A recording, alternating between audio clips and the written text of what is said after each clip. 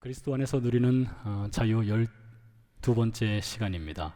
오늘 본문 말씀에는 명령형의 단어들이 몇 번 등장을 하는데요. 1절에 보니까 바로 잡으라, 2절에서 짐을 서로 지라, 4절에서 살피라, 6절에서 함께하라, 7절에서 다시 한번 함께하라. 이렇게 5번에 걸쳐서 바울은 명령형 어조로 가르침을 전하고 있습니다. 이 바울이 명령을 한다는 것은 어떤 행위적인 순종을 요구하는 것이 되겠죠. 이렇게 바울이 행위적인 순종을 요구하는 이 6장 말씀을 살펴보기 전에 우리가 바울이 전한 갈라디아서 1장에서 5장 말씀을 아주 간략하게 요약을 하고 오늘 본문으로 들어갈 필요가 있습니다. 갈라디아서 1장에서 5장 말씀을 간략하게 정리하면은 갈라디아 교회가 바울을 통해서 개척이 되고 복음을 듣는 교회가 되었습니다. 그런데 바울이 떠난 후에 다른 복음을 전하는 사람들이 갈라디아 교회를 들어오게 된 것이죠. 이들이 전한 다른 복음은 십자가 예수 그리스도를 믿는 것 플러스 율법과 할례를 지키고 행해야만 구원을 받는다라는 것이었죠. 이 율법이라고 하는 것은 우리의 도덕, 윤리에 대해서 정확하게 이것이 옳은 것인지 잘못된 것인지를 체크하기에 참 좋은 체계가 율법입니다. 마치 학생이 시험을 보고 성적을 받는 것과 같은 것이 율법이에요. 학생이 시험 준비를 잘해서 시험을 보면 성적이 좋을 수 있겠죠. 그리고 시험 준비를 제대로 하지 않고 시험을 보면 그 결과가 좋지 않을 수 있지 않겠습니까? 그래서 성적에 따라서 우열을 가리듯이 율법이라고 하는 것은 율법 조항을 가지고 잘했냐 못했냐를 정확하게 판단을 내리는 것이 되겠습니다. 그래서 이 잘했냐 못했냐를 가지고 구원의 유무를 결정하는 것이 율법의 체계인 것입니다. 그래서 바울이 떠난 다음에 이 갈라디아 교회에 들어온 이 다른 복음을 전하는 사람들이 당신들의 구원을 정확하게 확인하는 방법은 당신들이 율법을 얼마나 잘 지키고 행하느냐, 할례를 받느냐 받지 않느냐, 그것으로 당신들의 구원을 확인할 수 있다, 이렇게 말한 것이죠. 여러분, 얼마나 명확하고 분명합니까? 사실 많은 신자들의 고민 중에 하나가 예수 그리스도를 믿고 있는 것 같으면서도 아닌 것 같기도 하고, 구원 받은 것 같기도 하고 아닌 것 같기도 하고, 그럴 때가 있습니다. 지금 오늘이 3월 마지막 주인데 날씨가 다시 겨울로 돌아간 것 같지 않습니까? 굉장히 춥지 않습니까? 이 변화무쌍한 날씨처럼 이 신자들, 우리 성도들의 구원도 날씨처럼 오락가락할 때가 있다는 것이죠. 무엇이 기준이 되면요? 내가 기준이 되면 그렇습니다. 나의 삶이 기준이 되면 구원이 왔다 갔다 할 수 있다는 것이죠. 그것에 대해서 바울이 이야기하는 것은 성도의 구원이라고 하는 것은 성도에게 달린 것이 아니라 구원은 오직 예수 그리스도의 복음에 달려 있다. 십자가의 구원이 달려 있는 것이지 우리의 삶에 구원이 달려 있는 것이 아니다. 이것을 말하는 것입니다. 그래서 우리가 구원 받았냐 구원받지 못했느냐, 우리가 복음의 사람이냐 복음의 사람이 아니냐, 성도냐 성도가 아니냐를 확인하는 방법은 십자가의 복음을 믿느냐 안 믿느냐, 그것이 결정적인 것이지 우리의 삶이 도덕적이냐 도덕적이지 아니하냐, 율법을 지키느냐 율법을 지키지 아니하냐, 그것이 기준이 아니라는 것입니다. 그래서 바울이 하는 얘기가 갈라디아서 2장 20절에서 내가 그리스도와 함께 십자가에 못 박혔다, 즉 죽었다는 것 아니겠습니까? 우리가 지난 시간에 살펴본 갈라디아서 5장 24절 말씀, 예수 그리스도의 사람들은 그 육체와 함께 정욕과 탐심을 십자가에 못 박았느니라 했습니다. 그러니까 여러분들은 예수 그리스도 안에서 다 죽은 인생인 것입니다. 저도 마찬가지고요. 다 십자가에서 죽은 인생이란 것이죠. 자, 그런데 죽었는데 아직도 여전히 죄의 영향력이 살아있기 때문에 우리가 갈등하는 것입니다. 여러분, 죄의 최종 열매가 무엇입니까? 죄의 최종 열매는 사망입니다. 죄의 삭은 사망이라고 했습니다.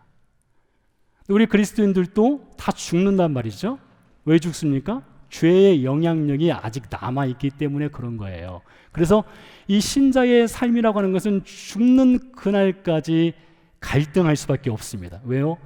한쪽에는 성령의 권능이 있고 또 다른 쪽에는 죄의 영향력이 있어서 이 둘이 충돌을 계속해서 일으키기 때문에 갈등하며 고민하며 살아가는 것이 성도의 삶이라는 것이죠.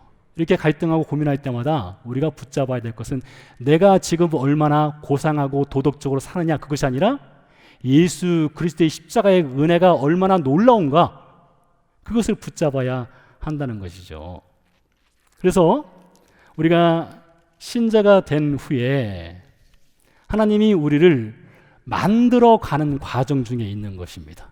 마치 도자기를 굽기 위해서는 반드시 뜨거운 불가마에 그 진흙으로 만들어진 그 뭡니까? 도자기 그 형태를 집어넣어서 달궈야 하지 않습니까? 그래야 도자기가 나오는 거잖아요.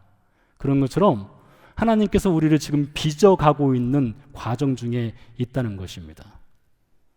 자, 하나님께서 우리에게 은혜를 주셔서 이렇게 예수 그리스도를 믿고 복음이 있는 신자라면 이제 갈라디아서 6장으로 넘어갈 수가 있는 거예요.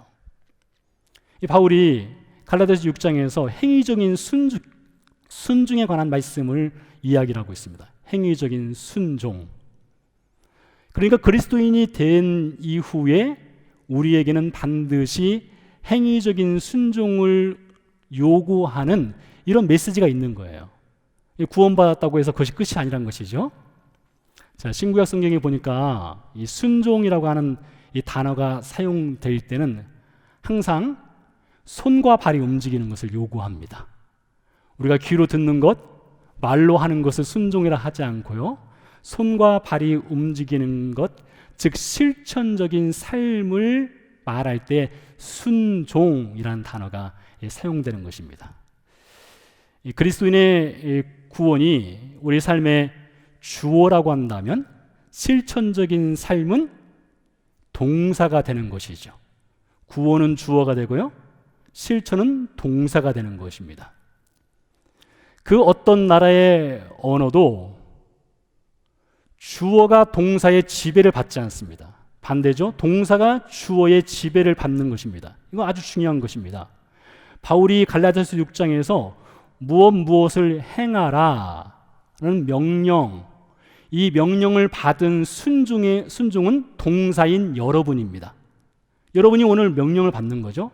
바로 잡아라, 짐을 서로 지라, 이것을 행하라, 저것을 행하라 라는 동사가 되는 것입니다. 근데 그 동사를 지배하는 것은 무엇이라고요? 주어가 지배하는 것이에요. 그 주어는 하나님의 은혜입니다. 예수 그리스도의 십자가 사건이고요, 복음이고요. 복음과 하나님의 은혜, 십자가, 이런 것이 주어가 되어서 동사인 우리들을 끌고 가는 것입니다. 여러분들이 행할 수 있는 그 순종의 능력을 주어가 되는 복음, 십자가, 은혜, 하나님, 성령, 예수님이 주신다는 것이죠. 자, 오늘 말씀을 1절부터 10절까지 다 살펴보기는 그렇고요, 한 가지 주제를 가지고 살펴보게 될 텐데요, 서로 짐을 지라라는 내용을 가지고 살펴보게 될 것입니다. 그 전에 1절 말씀 보니까 이렇게 기록되어 있습니다. 죄를 범한 사람이 교회 신자 중에 있을 때에 신령한 너희는 온유한 심령으로 그러한 사람을 바로 잡으라라고 되어 있어요. 여기서 바로 잡다라는 말은 회복하다 혹은 치유하다라는 뜻이 있습니다. 회복하다, 치유하다. 또 그 어원을 좀 더 살펴보면은 뼈가 골절이 되었을 때에 골절된 뼈를 바로 맞춘다는 의미가 있습니다. 여러분 가운데 뼈가 골절된 경험들을 갖고 계신 분들이 있을 거예요. 저도 팔을 다쳐서 골절된 경험이 있습니다. 잠을 잘 수가 없죠. 뼈가 골절되면요 얼마나 아픈지 모릅니다. 그래서 뼈를 맞춘다고 하지 않습니까? 뼈를 맞출 때에 아주 조심해서 뼈를 잘 맞춰야 할 필요성이 있지요. 그런 것처럼 교회 신자 내에 어느 누가 죄를 범했을 때에 그것은 어느 한 개인의 문제가 아니라 공동체의 문제입니다. 왜요? 공동체의 문제인 것은 교회라고 하는 공동체는 one body, 한 몸이기 때문이죠. 예수 안에 한 몸이기 때문에 어느 누가 죄를 범하면 그것은 타인의 문제, 다른 사람의 문제가 아니라 내 뼈의 문제라는 것이에요. 내 뼈의 문제. 그렇기 때문에 이것을 온유함으로 그것을 회복시키고 치유하라 이렇게 이야기하고 있습니다. 그러면서 바울이 이야기하기를 너 자신도 살펴보아서 너도 시험을 받을까 두려워하라 이렇게 이야기하고 있어요. 저 사람만 뼈가 다치는 것이 아니라 너도 뼈가 골절될 수 있으니 죄를 범하지 않도록 조심하라는 것이죠. 혹 우리 중에 다른 사람은 몰라도 나는 죄를 범하지 않는 사람이다 이런 생각을 하고 있다면 그것은 아주 심각한 착각에 빠진 것이고 위험한 것입니다. 3절 말씀에 이렇게 이야기하고 있습니다. 만일 누가 아무것도 되지 못하고 된 줄로 생각하면 스스로 속임이라 했습니다. 나는 죄에 짓지 않는 인생이야 이렇게 한다면 스스로 속인다는 것이죠. 자, 2절로 다시 돌아가세요. 2절 말씀해 보니까 너희가 짐을 서로 지라 그리하여 그리스도의 법을 성취하라 이렇게 말하고 있습니다. 이 그리스도의 법이라고 하는 것은 하나님 사랑, 이웃 사랑입니다. 하나님 사랑, 이웃 사랑을 어떻게 성취하느냐?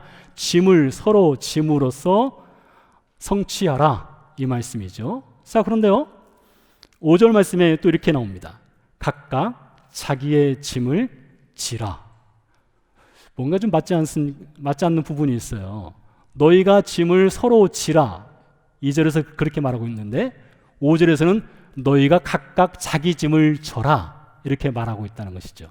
자, 이것을 어떻게 이해를 할 수 있을까요?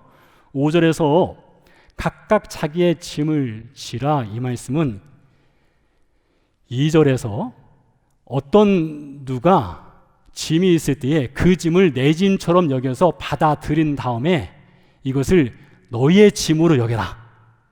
다른 사람의 짐은 다른 사람의 짐이 아니라 너희의 짐이니 그것을 받아서 네가 짊어지고 너희의 짐으로 스스로 여겨서 그 짐을 지고 살아라.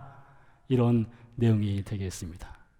그래서 그리스도의 공동체는 서로의 짐을 져주는 공동체가 되어야 한다는 것을 오늘 바울이 이야기를 하고 있는데요. 우리는 예수님을 통해서 왜 우리가 서로 짐을 지는 공동체가 되어야 하는지를 배울 수 있습니다. 자, 예수님께서는 먼저요, 우리 인생에 죄를 짊어지기 위해서 세상에 오신 분이십니다. 침례 요한이 요단강에서 침례를 주고 있을 때에 예수님이 침례 요한에게 나오는 것을 보죠. 그때 침례 요한이 이렇게 메시지를 하지 않습니까? 전하지 않습니까? 보라, 세상 죄를 지고 가는 하나님의 어린 양이로다. 무엇을 줘요? 세상의 죄를 지고 가는 하나님의 어린 양이로다. 그러니까 예수님께서는 이 세상에 오실 때에 세상의 죄, 즉 여러분과 저의 죄를 짊어지기 위해서 오셨다라고 하는 것을 침례 요한이 증언을 하고 있죠. 선지자 이사야도 이사야서 53장 4절 말씀에서 그는 우리의 질고를 지고라고 되어 있습니다. 우리의 질병과 우리의 죄의 병을 짊어지고 6절 말씀에 보니까 우리는 다 양 같아서 그릇 행하여 각기 제 길로 갔거늘 여호와께서는 우리 모두의 죄악을 그에게 즉 예수님께 짊어지도록 하셨다라고 되어 있습니다. 그런 여러분 이사야 선지자도 그렇고 침례 요한도 그렇고 예수님이 이 땅에 오신 목적은 우리 인생의 죄라고 하는 짐을 짊어지게 오셨다는 것이죠. 다음으로요, 예수님께서 우리 인생의 죄의 짐만 짊어지시는 것이 아니라 우리 인생의 문제의 짐을 함께 짊어지시기 위해 이 땅에 오셨습니다. 마태복음 11장 28절에서 30절 말씀을 읽어드리겠습니다. 수고하고 무거운 짐진 다들아 다 내게로 오라. 내가 너희를 쉬게 하리라. 나는 마음이 온유하고 겸손하니 나의 멍에를 메고 내게 배우라. 그리하면 너희 마음이 쉼을 얻으리니 이는 내 멍에는 쉽고 내 짐은 가벼움이라 하시니라. 수고하고 이 뜻은 지쳐 있다는 뜻입니다. 피곤하다는 것이에요. 체력이 바닥나고 고갈되었다라고도 이해할 수 있습니다. 여러분 인생이 얼마나 피곤하고 지친 인생입니까? 한 번은 제가 2006년인가 7년쯤 됐던 것 같은데요. 그때 이스라엘 선교를 하고 있을 때죠. 한국에 들어가서 이제 교회를 찾아가게 되는데, 그때 제가 섬겼던 교회가 강서구에 있었습니다. 그 교회를 가기 위해서는 신도림역에서 전철을 갈아타게 돼 있어요. 신도림역에 아침 일찍 도착을 해서 한 7시쯤 넘었던 것 같은데요. 도착을 해서 환승을 하려고 가는데 계단에서 사람들이 우르르 뛰어오는데요. 마치 반대편에서 무슨 좀비가 나타난 것처럼 사람들이 우르르 뛰어오더라고요. 근데 그 장면을 보면서 눈물이 주르르 나더라고요. 눈물이 흘렀어요. 그렇게 바쁘게 살아가는 것 아니겠습니까? 그러니까 전철 놓치지 않기 위해서 열심히 뛰어오는 회사원들이었던 것이죠.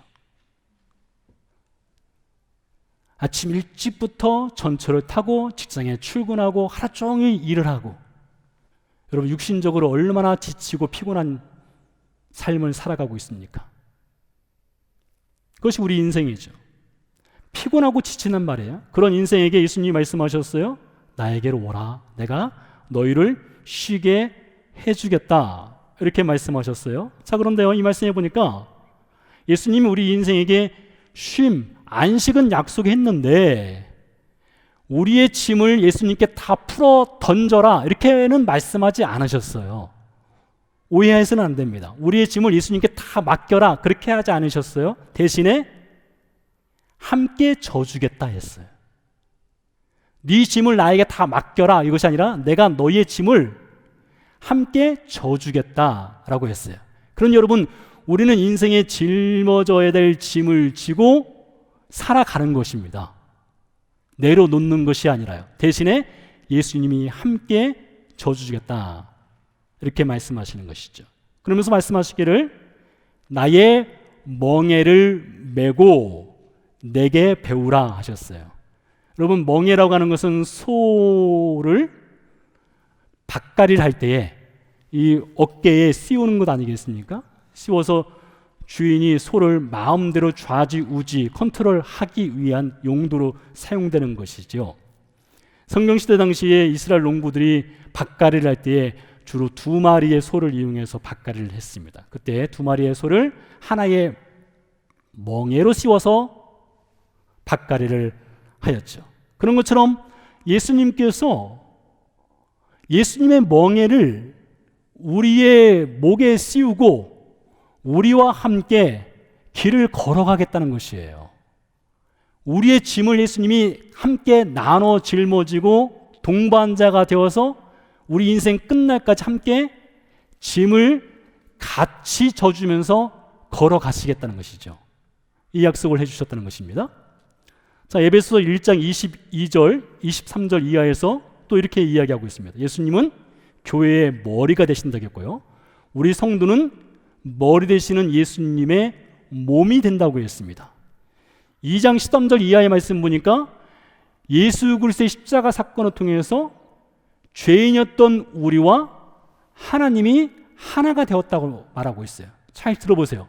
예수님은 머리가 되고요, 성도는 몸이 되고요, 십자가 사건을 통해서 하나님과 성도가 하나가 되고요, 또 2장 1절 이하에서 쭉 읽어가다 보면 22절에 보니까 성도는 성도끼리 또 성전으로 하나가 된다고 했어요. 한마디로 완바디라는 것입니다. 하나님과 성도가 한 몸이고요, 하나님과 성도가 한 몸뿐만 아니라 예수님과 성도가 한 몸이고요, 성도는 성도와 한 몸이라는 것이에요. 그래서 예수님이 우리의 인생의 짐을 함께 짊어질 뿐만 아니라 성도라고 하는 공동체 역시 서로 짐을 함께 짊어질 수밖에 없는 어떤 일종의 운명 공동체가 되었다는 것이죠.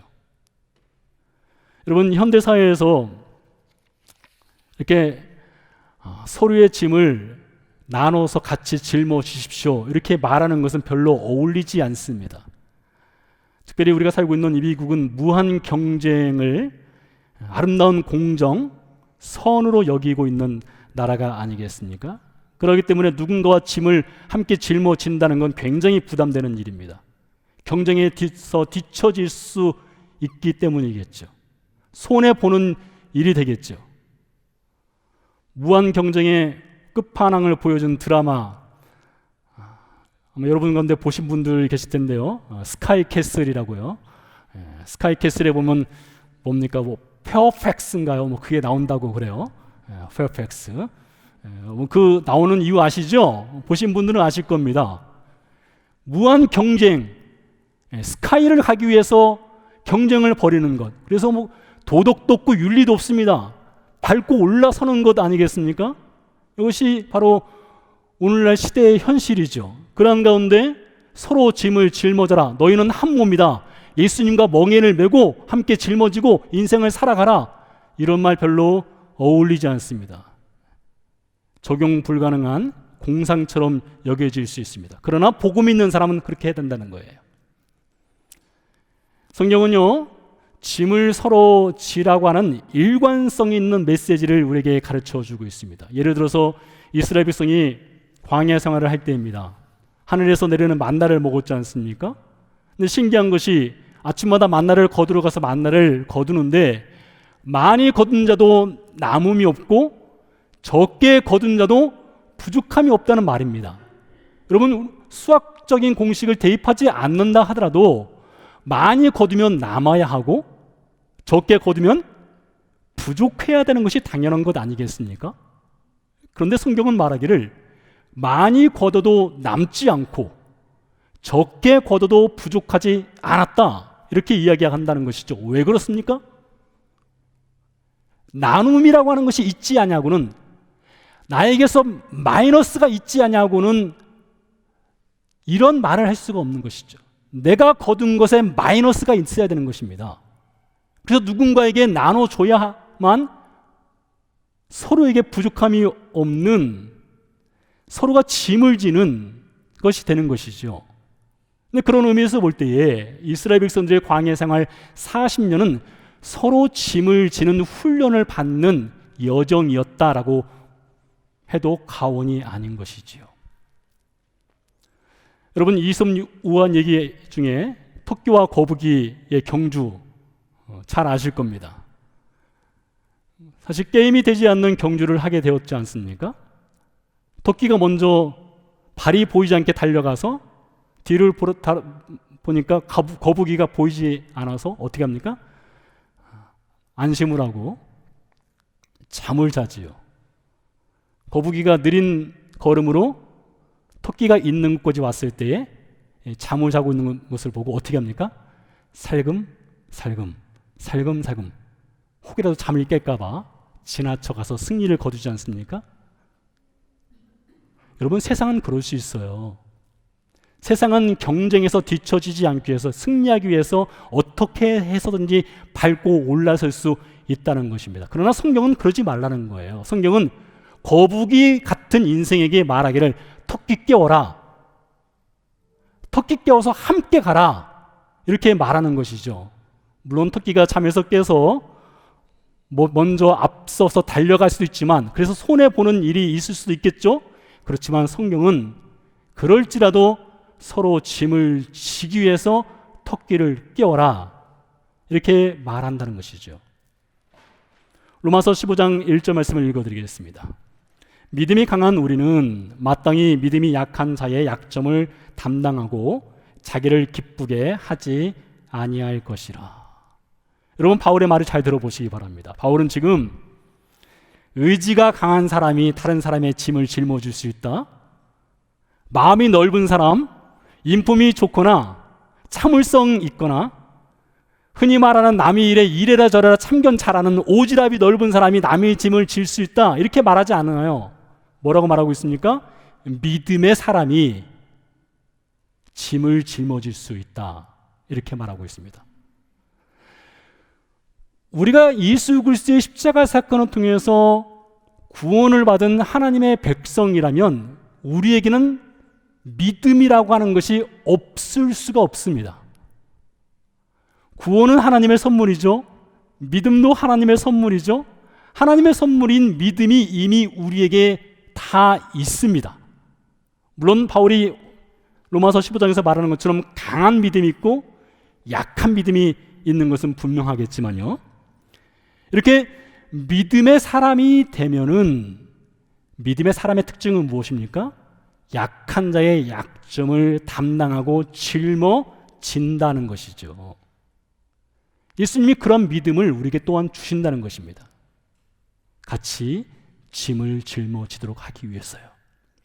자, 이렇게 짐을 짊어지기 위해서는요, 머리나 입술의 말로는 짐을 절대로 짊어질 수가 없습니다. 짐을 지기 위해서는 반드시 손과 발이 일을 해야만 하는 것입니다. 사복음서에 보면 예수님의 손과 발에 관한 이야기들이 종종 나오는 것을 볼 수 있습니다. 어떻게 예수님의 손과 발이 일을 하는가를 들어보시기 바랍니다. 나인성 과부의 아들이 죽었습니다. 사람들이 죽은 그 아들을 장사 지내기 위해서 성 밖으로 나가고 있었습니다. 예수님께서는 나인성을 향해서 오고 있었죠. 죽은 자는 성 밖으로 나가고 생명의 주 되시는 예수님은 성 안으로 들어가면서 서로 화면이 겹치고 있었습니다. 예수님께서 나인성 과부를 향해서 울지 말라라는 말씀을 하셨습니다. 그 다음에 예수님께서 죽은 청년의 관에 당신의 손을 이렇게 올려놓습니다. 여러분, 유대 전통이나 율법의 명령에 따르면 죽은 자의 관에 손을 올려놓는 것은 매우 부정한 것입니다. 그럼에도 불구하고 예수님께서 손을 그 죽은 청년의 관에 올려놓았어요. 그리고 청년아, 일어나라 했죠. 살려주셨습니다. 예수님은 말씀으로 세상을 창조하신 분이십니다. 말씀으로 세상을 창조하신 분이라면 죽은 청년의 관에 손을 올려놓지 않고 말씀으로도 멋지게 청년을 살려낼 수 있었을 것입니다. 그러나 예수님은 굳이 당신의 손을 죽은 청년의 관에 올려놓았습니다. 커넥션이 되는 거예요. 절망이 있고 눈물이 있고 인생의 무거운 짐을 내려놓을 수 없는 그 현실과 예수님이 접촉을 하시는 것입니다. 제자들과 예수님이 유월절 마지막 만찬을 할 때에 우리가 잘 아는 세족식이 있었습니다. 예수님이 제자들의 발을 한 사람 한 사람 다 닦아 주는 장면이죠. 그때 예수님이 손을 사용하셨습니다. 손을 사용해서 제자들의 발을 닦아 주었어요. 그러나 예수님은 당신의 발을 내밀지는 않았습니다. 내 발도 닦아줘, 그렇게 하지 않았던 것이죠. 제자들의 발은 어떤 발입니까? 여러분, 발을 보시기 바랍니다. 이 발이라고 하는 것은 평생 우리의 인생의 무게를 지탱하는 것 아니겠습니까? 죽는 그날까지 우리 인생의 무게를 발이라고 하는 것이 지탱하며 살아가요. 근데 발이라고 하는 것은 그리고 별로 그렇게 사람들이 귀하게 여기지 않을 수도 있습니다. 발은 잘 보이지 않아요. 그러나 발에는 인생의 무게의 이야기가 담겨 있죠.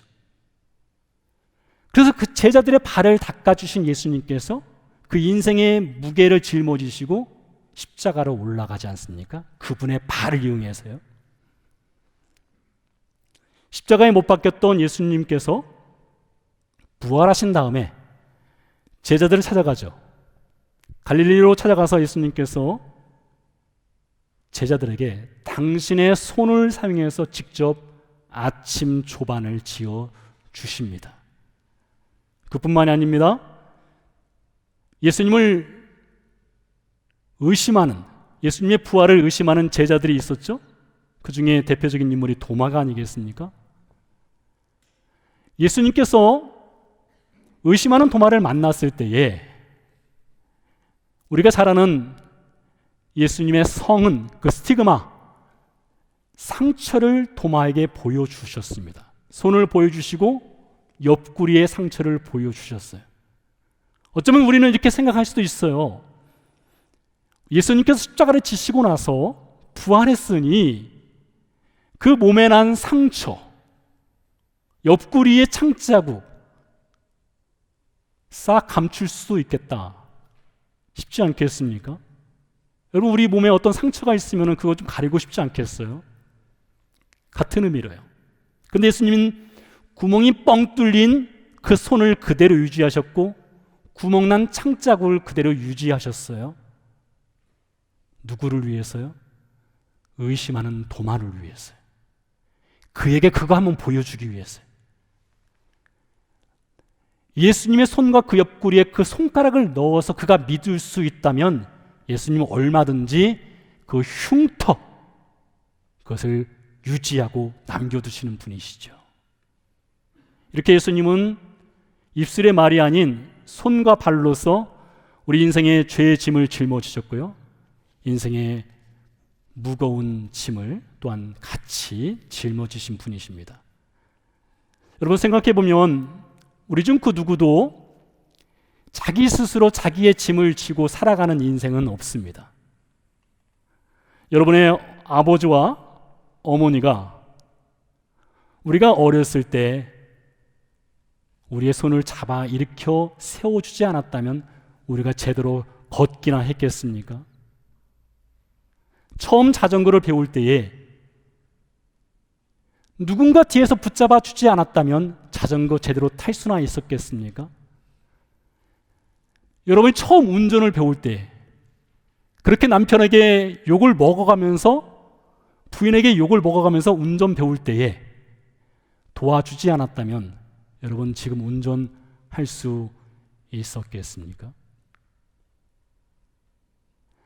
여러분 혹시 여러분의 부모님의 손과 발을 만져보거나 닦아드려 본 경험이 혹시 있으십니까?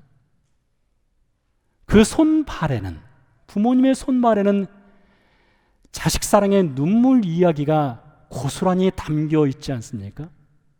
그 군살 박힌 손과 발에 우리 인생의 무게를 지탱하였던 그 이야기들이 담겨 있는 것이죠. 비가 내려야 아름다운 7색깔 무지개를 볼 수 있는 것처럼 그 인생에 눈물이 있었기 때문에 여러분의 인생이 아름다운 무지개가 된 것 아니겠어요? 지금 여러분은 어떤 인생에 무거운 짐을 짊어지고 있습니까? 혹시 여러분 가운데 아직 무거운 죄의 짐을 짊어지고 있으면서 그 해결할 방법을 찾지 못한 분이 혹시 있습니까? 다른 것은 몰라도 인생이 지고 있는 무거운 죄의 짐의 문제를 해결할 수 있는 분은 오직 예수 그리스도의 복음뿐입니다. 그러기에 복음으로 나와야 되는 것입니다. 여러분이 인생의 무거운 짐을 짊어지고 가면서 혹 이렇게 말할 수 있습니다. 나는 괜찮을 거야. 잘 될 거야. 언젠가 내 인생에 반짝하고 해뜰 날이 있겠지. 라는 말로 스스로 위안을 삼고 위로하고 격려할 수도 있을 것입니다. 그렇게 됐으면 좋겠습니다. 그러나 어쩌면 우리는 아무리 노력하고 아무리 애써도 그런 햇빛 반짝거리는 날이 오지 않을 수도 있습니다. 복음이라고 하는 것은 여러분에게 무슨 긍정적인 더 나은 미래를 약속하는 것이 아닙니다. 삶이 개선될 수 있고 경쟁에서 승리할 수 있고 높은 자리로 올라갈 수 있고 넓은 길이 열릴 수 있는 것을 약속하는 것이 복음은 아닙니다. 복음이라고 하는 것은 그보다 더 위대한 능력을, 더 힘 있는 것을, 더 아름다운 것을, 더 행복한 것을, 더 가치 있는 것을 약속해 주는 것이 복음입니다. 그 복음이 무엇입니까? 바로 함께 짐을 질 수 있는 그 넉넉한 믿음을 주는 것이 복음의 능력이라는 것입니다. 지금 여러분 가운데 누군가의 무거운 짐을 여러분의 짐으로 여기고 인생을 걸어가고 있는 분이 계십니까? 우리의 자랑이 아닙니다. 그것은 자랑거리가 될 수 없습니다.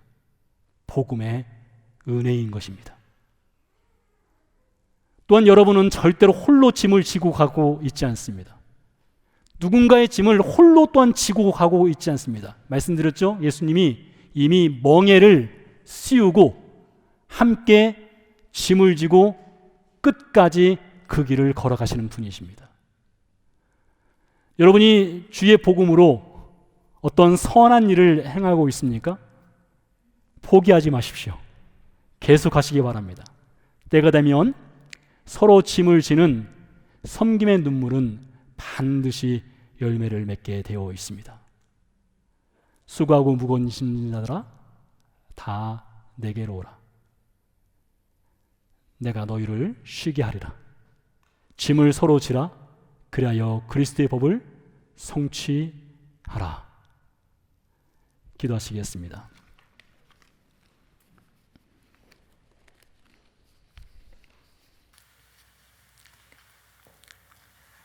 여러분 가운데 죄의 짐이 있습니까? 그리스도의 보혈은 그 죄의 짐을 씻기에 충분합니다. 여러분 가운데 누군가의 인생의 짐을 짊어지고 있습니까? 그것이 무겁습니까? 주님이 함께 그 짐을 짊어지고 계십니다. 또한 성도 공동체가 그 짐을 나눠서 함께 짊어지고 있음을 기억하시기 바랍니다. 우리 잠시 묵상으로 기도하겠습니다. 인생의 무거운 짐이 있을 때에 우리의 짐을 함께 짊어지시는 예수님께 감사합시다. 또 누군가의 짐을 짊어지기를 주저하지 않는 그리스도인 되게 해 주옵소서. 잠시 묵상으로 기도하겠습니다.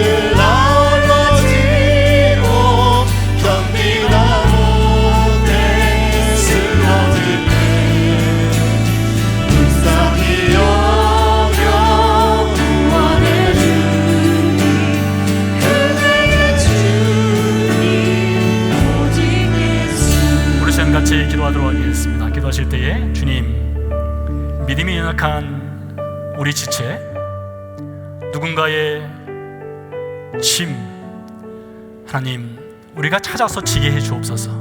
우리 스스로 지는 것이 아니라 예수께서 함께 져주시기에 우리가 기쁨과 감사함으로 누군가의 짐을 짊어지고 그리스도인의 길을 걸어가게 해 주옵소서. 우크라이나 전쟁 종식을 위해서 또한 함께 기도하도록 하겠습니다. 살아계신 아버지 하나님, 감사합니다. 하나님, 우리 인생의 죄의 짐을 주께서 짊어지시고 십자가에서 죽고 부활하심으로 우리에게 구원의 은혜를 허락하여 주시니 감사를 드립니다. 하나님, 이제는 우리가 예수님과 함께 우리 인생의 짐을 나눠지고 함께 짊어지고 인생을 걸어갈 수 있도록 은혜 베풀어 주신 것 감사를 드립니다. 하나님, 우리 성도들 가운데 하나님 인생의 무거운 짐으로 인해서 난망하고 절망하고 지쳐 쓰러져 갈 때에 하나님 그 짐을 함께 져줄 수 있는 우리의 손과 발이 될 수 있도록 주님 축복해 주시기를 간절히 소원하고 원합니다. 우리 스스로의 힘으로 지는 것이 아니라 성령께서 도우시고 예수 그리스도의 은혜로 말미암아 하나님 힘을 함께 줄 수 있는 그런 그리스도인 될 수 있도록 주여 도와주시고 그것이 우리에게 인생의 큰 기쁨과 가치가 되게 하시고 행복이 될 수 있도록 은혜 베풀어 주시기를 간절히 소원하고 원하옵나이다. 이전에 아버지 하나님, 우크라이나 전쟁을 위해서 기도합니다. 주님 불쌍히 여겨 주시옵소서. 전쟁이 속히 정식될 수 있도록 도와주시고 그 땅의 평화가 속히 찾아올 수 있도록 은혜 베풀어 주시기를 간절히 소원하고 합니다. 하나님의 자비하심과 하나님의 공의로 함께 주시기를 주여 기도하고 간구합니다. 다시 한번 기도하도록 하겠습니다. 이번 3월 31일부터요 4월 6일까지 이유정 목사님과 조재욱 사모님이 과테말라 선교를 다녀오십니다. 가는 일정 또 가서 행하는 모든 일정 가운데 하나님의 은혜가 함께 하시고 귀하고 복된 예수 그리스도의 복음이 증거될 수 있도록 기도해 주시고요. 우리 자녀들을 위해서 기도하겠습니다. 자녀들을 우리 주 앞에 맡기시기 바랍니다. 우리 주님이 키워주셔야 됩니다. 우리는 청직입니다. 자녀들을 주 앞에 맡기는 기도로 주 앞에 나가도록 하겠습니다. 살아계신 아버지 하나님, 감사합니다. 하나님, 우리 이정 목사님과 조재욱 사모님이 하나님 과테말라 단기 선교를 다녀오게 되었습니다. 우리 아버지 하나님, 그 가는 발걸음 가운데 주의 축복이 함께 하시고 주님 가는 길을 온 길 보호하시고 지켜주시며 우리 아버지 가서 행하는 모든 일 가운데 하나님 예수 그리스도의 복음과 은혜가 함께 해주시기를 주여 기도하고 간구합니다. 우리 아버지 하나님께서 원하시고 기뻐하시는 귀하고 복된 복음이 증거되게 하시고 그 땅 가운데 회복의 역사가 있을 수 있도록 주여 축복해 주시옵소서. 하나님, 우리 자녀들을 주 앞에 올려드리며 기도합니다. 하나님, 자녀들이 우리 인생에 정말로 큰 짐이 되지 않게 하시고 짐을 함께 나눠주시는 예수님께 맡기고 우리 아버지 하나님께 간구하며 청직으로서의 역할을 감당할 수 있도록 주여 도와주시옵소서. 특별히 자녀들 가운데 예수 그리스도를 믿지 않는 자녀들을 주님 불쌍히 여겨주시고 그들 가운데 구원의 은혜가 있게 해주셨기를 주여 기도하고 간구합니다. 주님께서 우리 자녀들을 축복해 주시옵소서. 믿음으로 인도해 주셨기를 주여 간절히 소원하고 원하옵나이다. 살아계신 아버지 하나님, 우리 인생의 죄의 짐을 그 누구도 자신 스스로도 질 수 없을 때에 이미 십자가에서 죽고 부활하심으로 우리 인생의 죄의 짐의 문제를 해결하시고 이제는 우리와 멍에를 함께 메시고 우리의 짐을 나눠주시고 함께 인생을 살아갈 수 있도록 해주신 것 감사를 드립니다. 서로 짐을 지라 말씀하셨으니 하나님, 믿음이 있는 주의 백성으로서 주의 공동체 안에 허덕이고 무겁고 지친 영혼들을 위해 짐을 질 수 있는 영광과 은혜를 허락하여 주시옵소서. 이제는 그 아들을 세상에 보내신 하나님의 사랑과 십자가에서 죽고 부활하심으로 우리의 죄의 멍에를 풀어주시고 우리 인생의 짐을 함께 져주시는 예수 그리스도의 은혜와 우리 안에 살아계셔서 믿음으로 행할 수 있는 능력을 허락하시는 예수 성령님의 은혜가 예배를 마치고 삶으로 돌아가는 성도의 삶의 현장 가운데 함께 하시기를 간절히 축원하옵나이다. 아멘.